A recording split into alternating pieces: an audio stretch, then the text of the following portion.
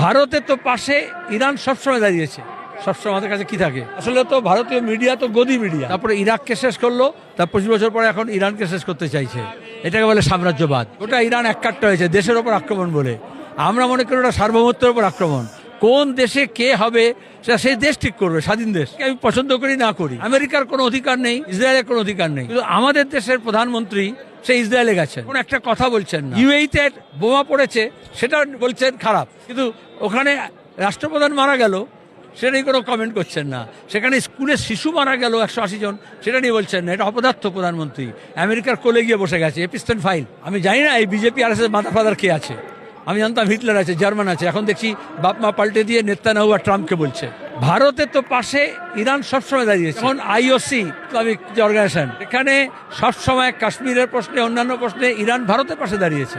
এখনো পোর্টের ব্যবহার, সেন্ট্রাল এশিয়ার রসদ আমাদের দেশে কি করে আসবে, ইরানের মধ্যে থেকে আসবে। তারপরে দাঁড়িয়েও সস্তায় আমরা তেল পাই। কারণ ডলার আমাদের ছিল না, তখন থেকে আমরা চা পাতে বিক্রি করতাম আর ওরা আমাদের তেল দিত। এটা আমেরিকার পছন্দ নয়, কিন্তু মোদির এখন ভারতের স্বার্থ না পাসান, আমেরিকার স্বার্থ পাসান, এটা হচ্ছে অন্যায়। আর বাকিরা গদি মিডিয়া বলে, তারা সরকার যা বলে তাই বলছে, মানুষের কথা বলছে না, দেশের মানুষের কথা এটা নয়। এই যে ও সোভিয়েত এরা যেভাবে বিশ্বের দারোগা হতে চাইছে ট্রাম্প, আমেরিকা, আমরা গত 90 দশক থেকে বলে যাচ্ছি।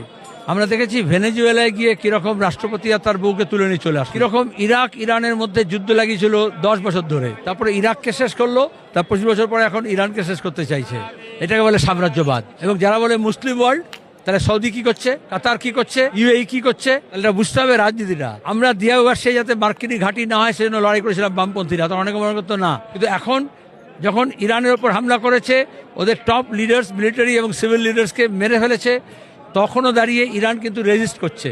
তার মানে তাদের কমান্ড সিস্টেমটা এমন করেছিল যে তলা থেকে লড়াই। ওরা মনে করেছিল মেরে দিয়ে প্রধানকে বাকি দেশের মধ্যে বিদ্রোহ হবে, রেজিম চেঞ্জ হবে, আমেরিকা যেটা বলে। কিন্তু ওখানে রেজিম চেঞ্জ হয়নি, গোটা ইরান এককাট্টা হয়েছে দেশের ওপর আক্রমণ বলে। আমরা মনে করি ওটা সার্বভৌমত্বের উপর আক্রমণ। কোন দেশে কে হবে সেটা সেই দেশ ঠিক করবে, স্বাধীন দেশ। তাকে আমি পছন্দ করি না করি, আমেরিকার কোনো অধিকার নেই, ইসরায়েলের কোনো অধিকার নেই, কিন্তু আমাদের দেশের প্রধানমন্ত্রী সে ইসরায়েলে গেছেন, এখন একটা কথা বলছেন না। ইউএইতে বোমা পড়েছে সেটা বলছেন খারাপ, কিন্তু ওখানে রাষ্ট্রপ্রধান মারা গেল সেটা নিয়ে কোনো কমেন্ট করছেন না। সেখানে স্কুলের শিশু মারা গেল 180 জন, সেটা নিয়ে বলছেন না। এটা অপদার্থ প্রধানমন্ত্রী। আমেরিকার কোলে গিয়ে বসে গেছে, এপিস্টেন ফাইল। এই অ্যাটাকটা হচ্ছে এপিস্টেন ফাইলের, আমেরিকা বলে নয়। এবং সেখানে এই দুনিয়ার লুটেরা দক্ষিণপন্থীরা এককাট্টা হয়েছে, তাহলে যারা রেজিস্ট করে তারা এককাট্টা হতে হবে। এখনও ইরান লড়ে যাচ্ছে, ইরান ইরাক নয়, এটাই আমি আশা করব। কিন্তু গোটা বিশ্বের সলিডারিটি চাই। আমি জানি না এই বিজেপি আর এস মাথা ফাদার কে আছে। আমি জানতাম হিটলার আছে, জার্মান আছে, এখন দেখছি বাপ মা পাল্টে দিয়ে নেতানিয়াহু আর ট্রাম্পকে বলছে অন্যায়। এটা দক্ষিণপন্থীরা সবাই, আমাদের দেশেরও লোক আছে, অন্য দেশেও আছে, যারা হচ্ছে লুটেরা, যারা দুনিয়াকে কাল্লো মুঠি মে করছে। সে কোথা থেকে তেল বেচবে, কোথা থেকে তেল কিনবে, কার তেল দখল করবে, কার বাচ্চাকে রেপ করবে, কার মেয়েকে নিয়ে হচ্ছে তোমার গিয়ে টিস করবে, এইগুলো নিয়ে ওদের মাথা ব্যথা। মানুষের স্বাধীনতা, দেশের সার্বভৌমত্ব, মানুষের অধিকার, মর্যাদা, এগুলো ওরা মানে না। সেখানে নেতানিয়াহু, ট্রাম্প, মোদি সব এক লাইনে দাঁড়িয়েছে। আর সেই জন্যই ইসরায়েলেই হোক, আরবেই হোক, প্যালেস্টাইনেই হোক, আমেরিকাতেই হোক, ইংল্যান্ডেই হোক, ভারতেই হোক, বাংলাদেশেই হোক, যারা স্বাধীনতাকামী মানুষ, যারা মানবতাবাদী, যারা শান্তিকামী, তারা সব এককাট্টা হতে হবে। আসলে তো ভারতীয় মিডিয়া তো গদি মিডিয়া। এটা আমাদের দেশের বিদেশ নীতি। এবং তার থেকে গত কয়েক দশক ধরে ইরানের রাজত্ব সম্পর্কে আমাদের অনেক আপত্তি আছে।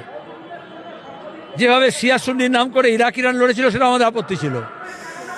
কিন্তু ভারতের তো পাশে ইরান সবসময় দাঁড়িয়েছে। যখন আইওসি, মনে আছে কি বলে, ইসলামিক কান্ট্রিজ যে অর্গানাইজেশন, সেখানে সবসময় কাশ্মীরের প্রশ্নে অন্যান্য প্রশ্নে ইরান ভারতের পাশে দাঁড়িয়েছে।